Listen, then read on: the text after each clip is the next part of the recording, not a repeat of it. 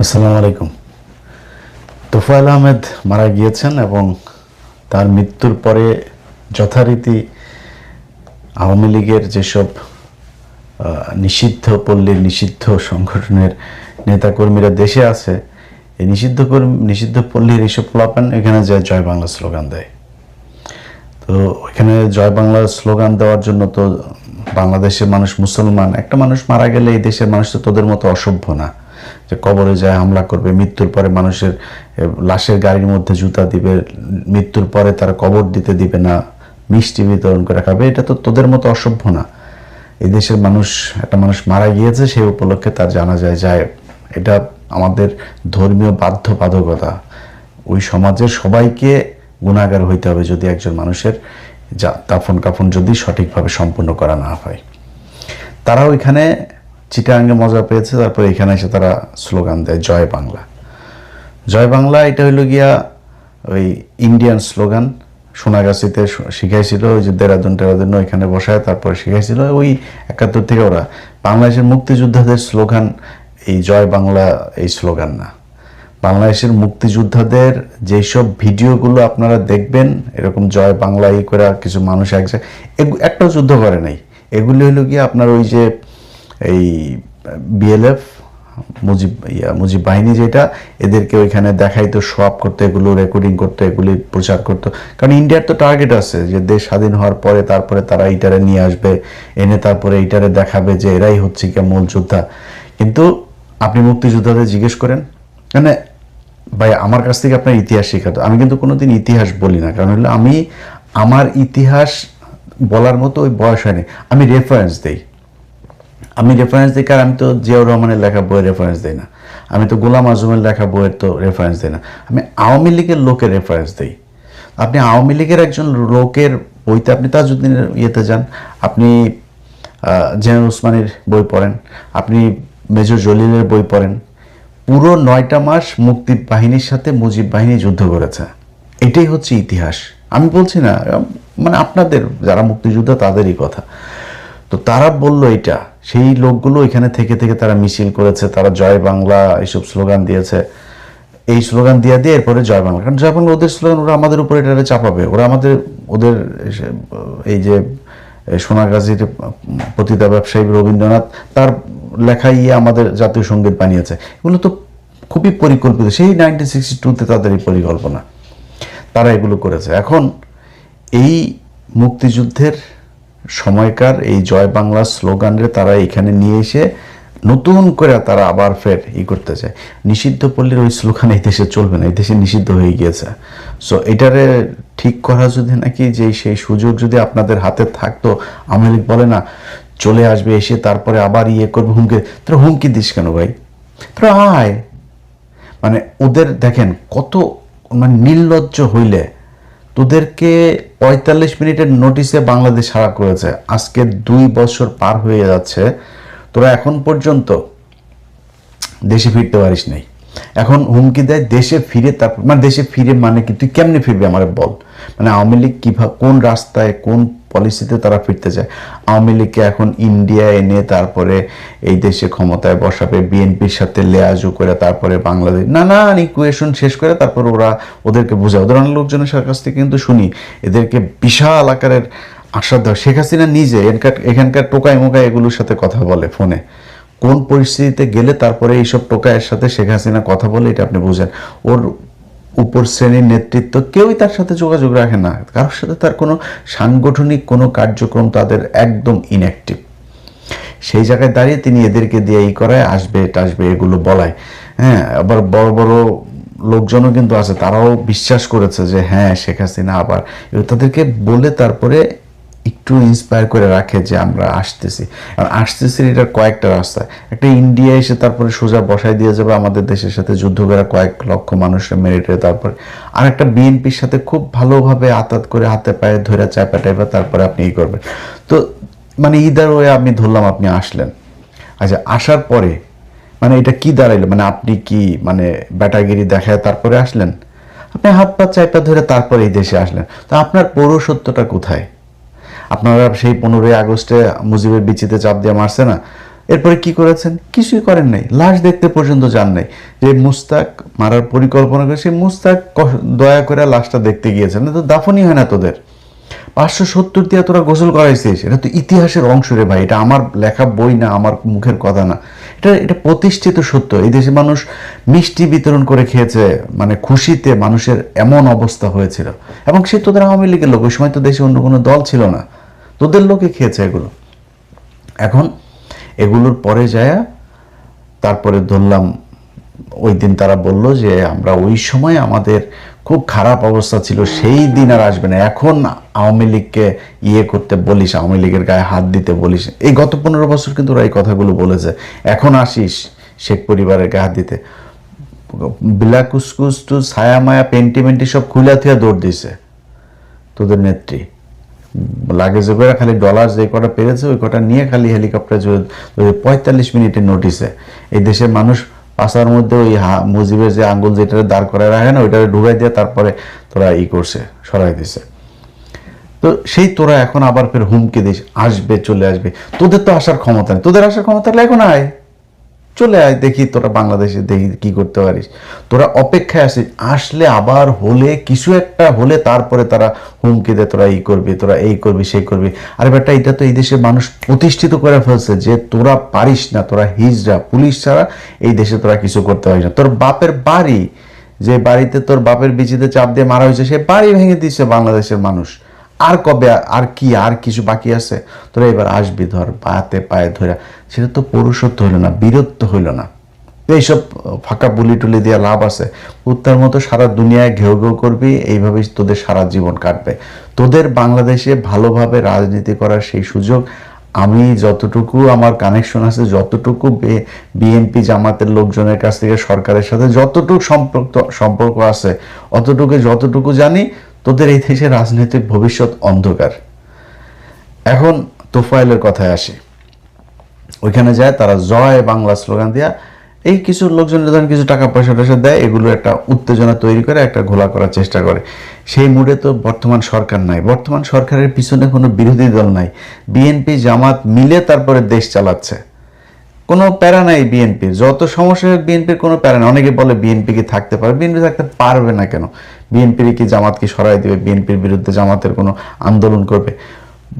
ইসলামী bank নিয়ে এত সমস্যা করছে, তারপরেও জামাত ইসলামের রাজনীতি এখন শুধু আওয়ামী লীগ ঠেকাইতে হবে, জামাতের আর কোনো রাজনীতি নেই। জামাতে ওই জায়গাতে বিএনপির সাথে যা প্রয়োজন হয় সেভাবে চলবে। সো তোদের ভবিষ্যৎ অন্ধকার। এখন তোফায়েলের মারা যাওয়ার পরে কিছু সুশীল মুশিল হাবিজাবি তারা আপনার করছে, এইটারে দিয়ে একটু বোঝানোর চেষ্টা করছে তোফায়েল ছিল। কিছু কিছু পত্রিকার আবার নিউজ করেছে এক মহামানবের বিদায়, ইতিহাসের অংশ শেষ হয়ে গেল, এই সেই শেখ মুজিবের সাথে একসাথে হুম মারামারি করতো, সে আরেকজন চলে গেল, এই ধরনের নানান কথাবার্তা এগুলো বলে। মানে ওরে নিয়ে কিচ্ছু বলা যাবে না। প্রথম কথা হইলো মৃত মানুষকে নিয়ে কিছু বলাই যাবে না। তাই যদি হতো তাহলে কোরআনে এতবার ফেরাউনের নাম আসতো না। আল্লাহ, এটা তো প্রি প্ল্যান, ফেরাউনের লাশ যে এখানে রেখে দেবে, এটা তো আল্লাহর পূর্ব পরিকল্পনা অনুযায়ী সেটা করা হয়েছে। তাহলে তার লাশ রেখে দিত না।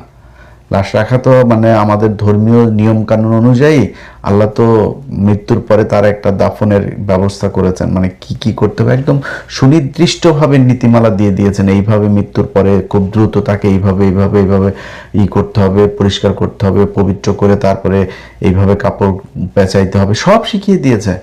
ফেরাউনের ক্ষেত্রে কেন ওইখানে রাখলো?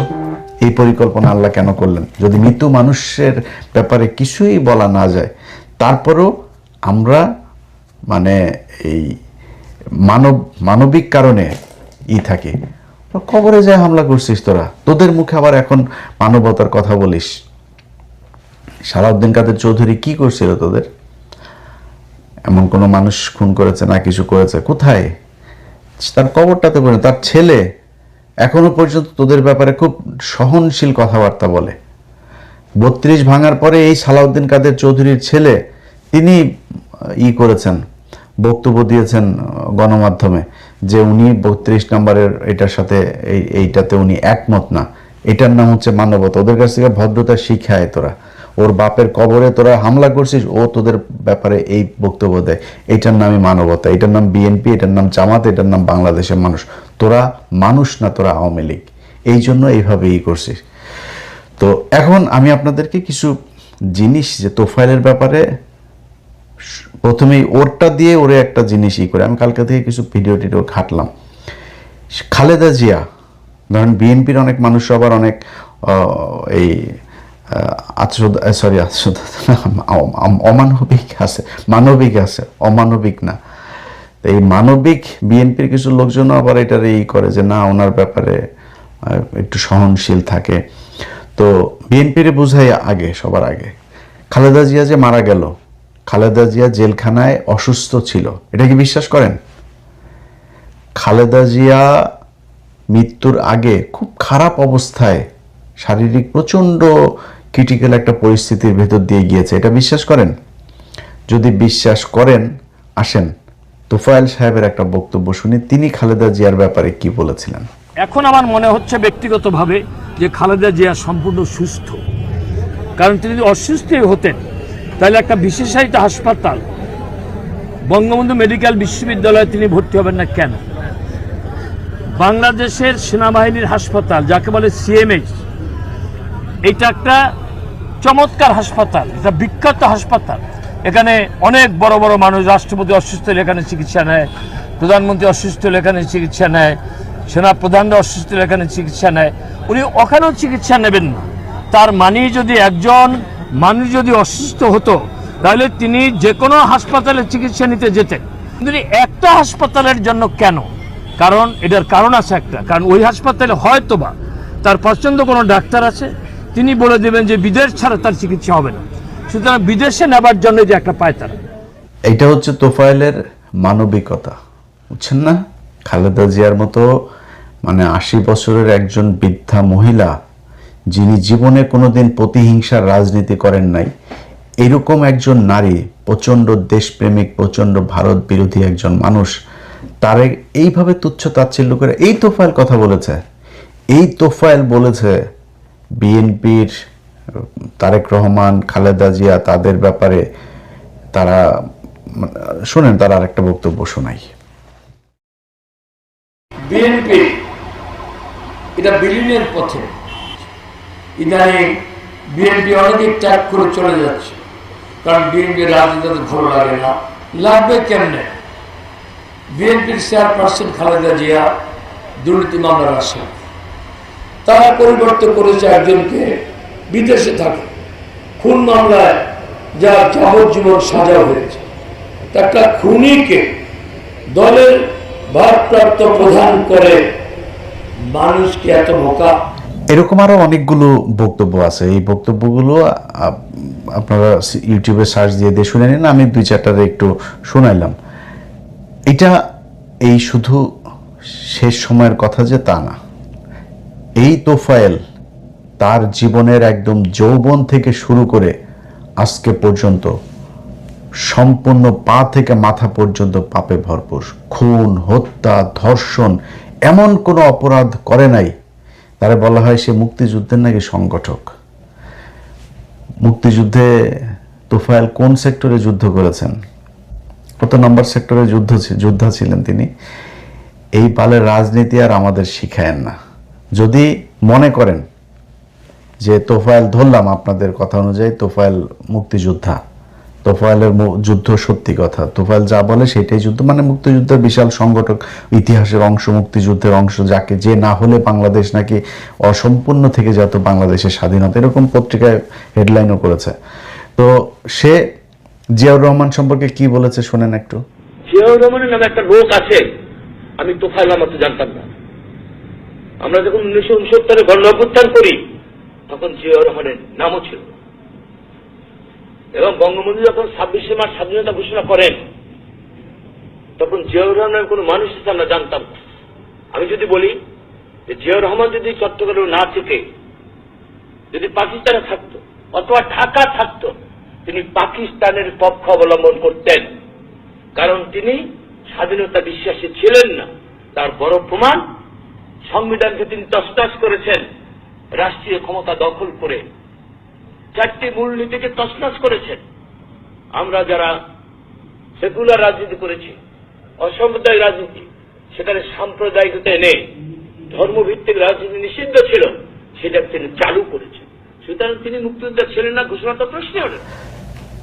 এইটাই হচ্ছে গিয়ে তোফায়েল। এখন ওদের কাছ থেকে ইতিহাস যদি আপনি শুনেন তাহলে একরকম শুনবেন, বাস্তব ইতিহাস শুনবেন আরেক রকম। বাস্তব কথা যেটা, সেটা হলো এই তোফায়েল সহ যত আওয়ামী লীগের মুক্তিযোদ্ধা আছে, যেগুলো এই সনদপ্রাপ্ত মুক্তিযোদ্ধা ভুয়া হোক জেনুইন হোক, যতগুলো আওয়ামী লীগের পক্ষে আছে সবগুলো হলো জাউরা। এই জাউরাদের এদের জন্মেরও ঠিক নাই, এরা যুদ্ধও করে নাই, এদের দেশের প্রতিও কোনো মায়া নেই। কেন বলছি শুনেন।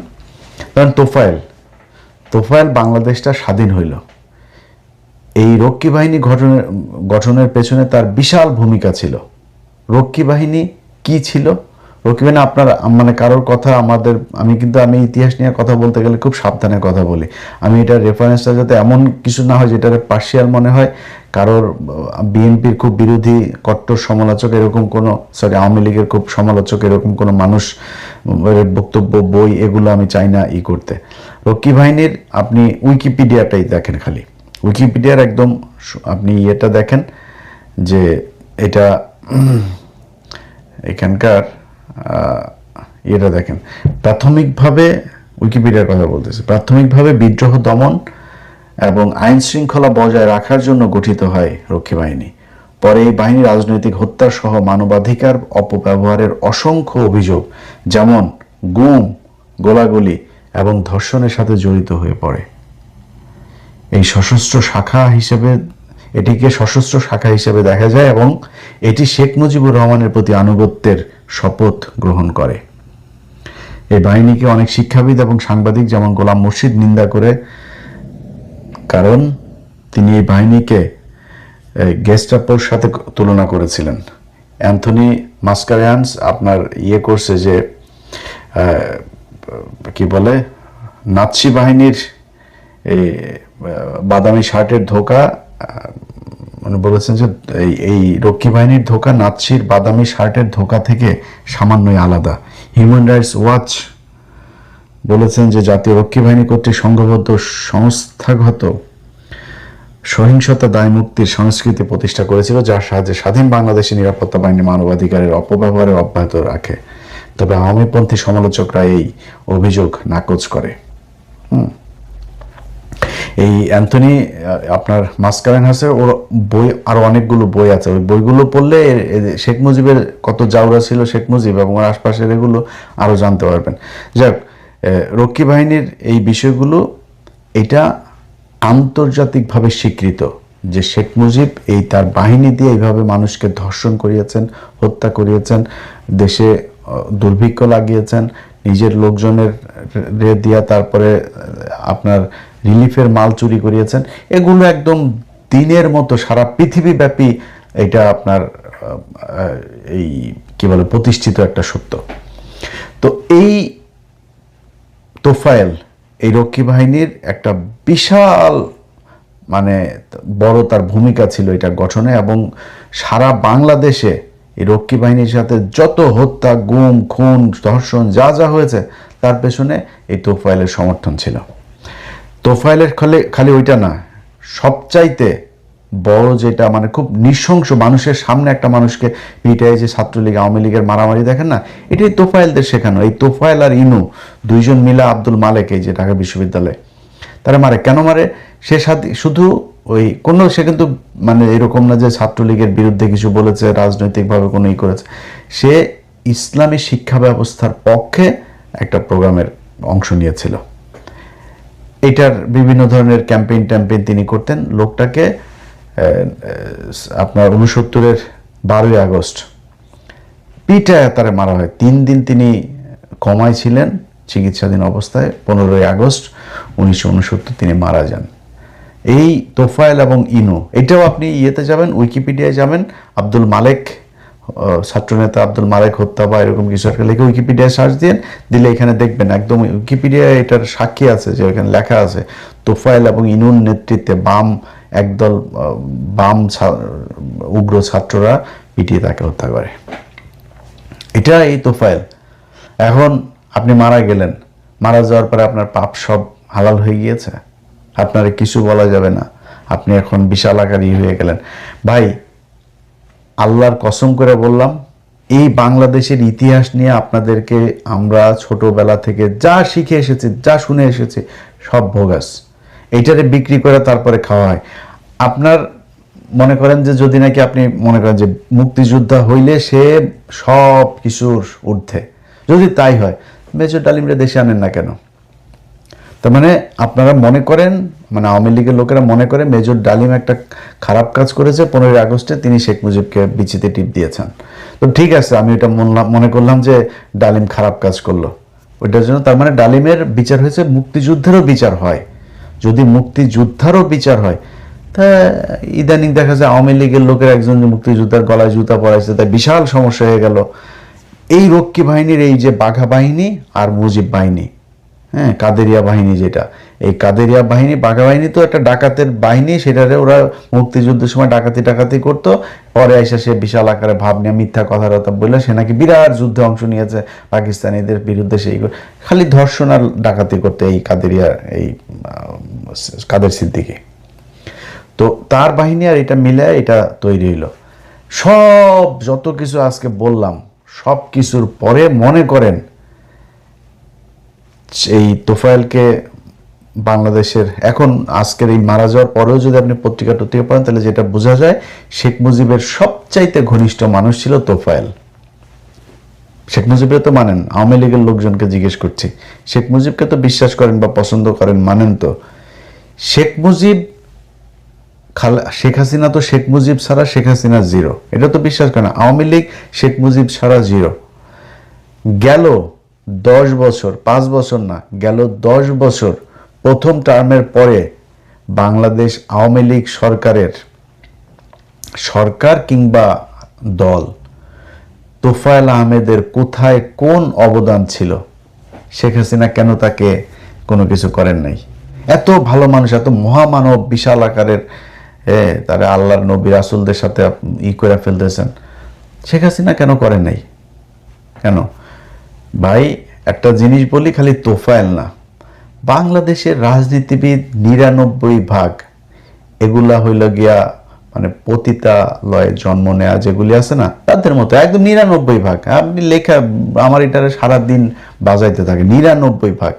ওরা এই দেশের মানুষের সাথে প্রতারণা করে, ওরা এই দেশের মানুষের টাকা লুটপাট করে, ওরা এই দেশের মানুষের ভোট হরণ করে, ওরা এই দেশের মানুষের টাকায় নিজের সন্তানদেরকে বিদেশে পড়ায়, ওদের কিছু হইলে ওরা বিদেশে দৌড় দেয় চিকিৎসার জন্য, এই দেশের মানুষকে না খাওয়ায় তারপর ওরা মারে।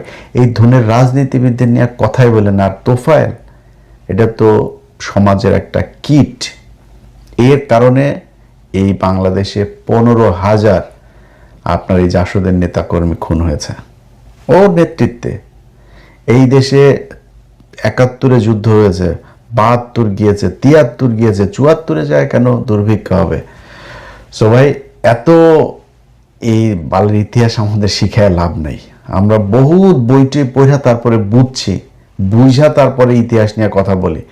এখন আপনি যদি নাকি কাপড় উঁচা করে তারপরে আপনি শেখ মুজিব আপনার আব্বা লাগে, আপনার মারে হাঙ্গা দিয়া পয়দা করেন, পোলাপেন, আমার কোনো সমস্যা নেই। বাট যদি ইতিহাস জানতে চান পড়েন। একটা কট্টর আওয়ামী লীগ, যে আমি সে কট্টর আওয়ামী লীগ, যদি আপনি আমার কাছে এসে বলেন যে ইলিয়াস ভাই ইলিয়াস বেটা তুই তো আমাদের নিয়ে এই করিস, তোর কাছে আমি একটু জানতে চাই, তুই মন ফ্রেশ করে আমার সাথে আসিস কথা বলতে, ডিবেট করতে, কিছু শুনতে, আমি তোরে প্রমাণ একদম সুন্দর করে খুব লজিক্যাল ওয়েতে তোর বই দিব। আমি আমার ঘরে বই আছে, বহুত বই আছে, আমি তোরে বই দিব।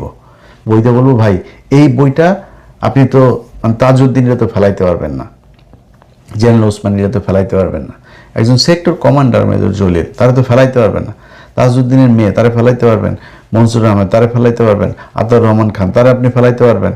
তা ওই মহিউদ্দিন টহিউদ্দিন এগুলিরে বাদে দিলাম। তো এগুলিরে বইগুলি পড়েন, 2-1টা বই আপনারা দিব। স্বাধীনতার দলিলপত্র, আপনাদের সময় লেখা স্বাধীনতার দলিলপত্রের 15টা খণ্ড আছে। এই খণ্ড আমি সবগুলো আনতেন, আমার এখানে 3টা, অনেক মোটা মোটা, তো আমি 3টা খণ্ড এনেছি, আবার বাকিগুলো এখনো আনা হয়নি। তো আমার এখান থেকে আপনারা 1টা খণ্ড দিব। 1 খণ্ড পড়লে অনেক কিছু বুঝতে পারবেন, খুব বেশি দরকার নেই।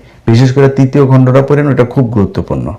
হ্যাঁ, একটু মোটা, অনেক মোটা, কোরআন শরীফের মতো এত মোটা, তো একটু সময় লাগবে, বাট পড়েন যদি আসলে আপনার জানতে ইচ্ছা করে সত্যটা। মানে মৃত্যুর আগ পর্যন্ত আপনি মানুষ না হয়ে আওয়ামী লীগ হয়ে মারা যাবেন, তার আগে মানুষ হতে ইচ্ছা করে না। যদি ইচ্ছা করে তাহলে একটু পড়াশোনা করেন, 2-1টা বই পড়লেই বুঝতে পারবেন যে আসলে শেখ মুজিব কত বড় জাউরা ছিল, আর ওর মেয়ে যে কত জাউরা এটা তো আমরা এখন দেখলামই। ওর বাপ ওর চেয়ে বহুত বড় জাউরা ছিল, আর তোফায়েল সেই জাউরার প্রধান চালা ছিল। খারাপ কিছু বললাম না, মৃত্যুর পরে আপনাদের কথাই শুনলাম। আমরা খুব মানবিক, আমরা মৃত্যুর পর উল্লাস করতে চাই না, মিষ্টি বিতরণ করতে চাই না, কবর ভাঙতে চাই না, জুতা মারতে চাই না রাশের গাড়িতে।